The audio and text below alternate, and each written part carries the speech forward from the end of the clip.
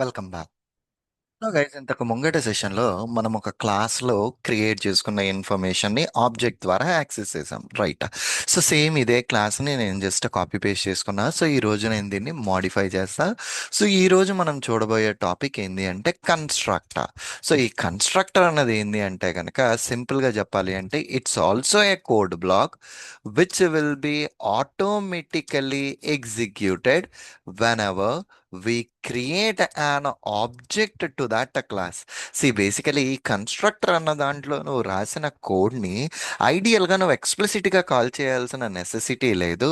నువ్వు ఎప్పుడైతే క్లాస్కి ఆబ్జెక్ట్ క్రియేట్ చేస్తావో ఆ కన్స్ట్రక్టర్లో ఉన్న కోడ్ ఆటోమేటికలీ ఎగ్జిక్యూట్ అవుతుంది.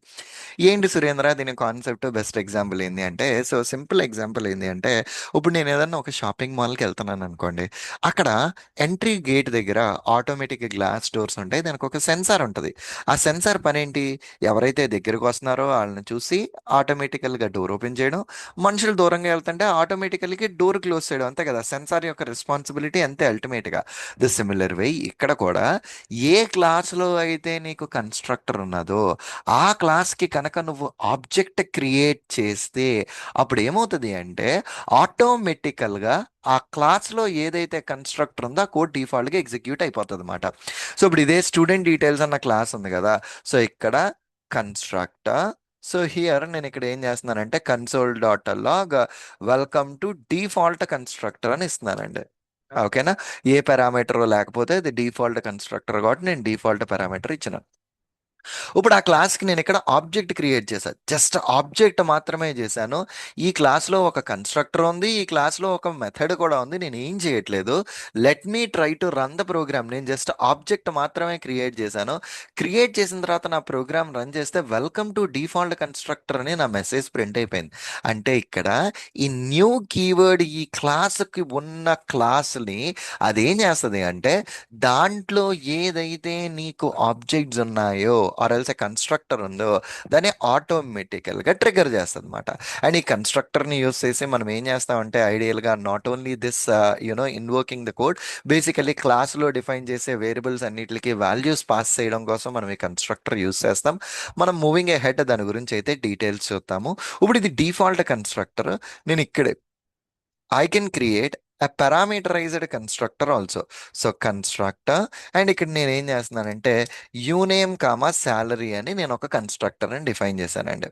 సో ఇప్పుడు what I want do right now here is console dot log and ఇక్కడ యూనేమ్ ప్లస్, ఓకే, ఇక్కడ నేను ఇప్పుడు ఏం చేస్తున్నాను, ఈ యూనేమ్కి యువర్ శాలరీ ఈస్, ఓకే, ఇట్లా. సో అంటే నువ్వు ఇప్పుడు క్లాస్లో ఒక కన్స్ట్రక్టర్ ఉంది, ఆ కన్స్ట్రక్టర్కి పారామీటర్స్ తీసుకుంటుంది.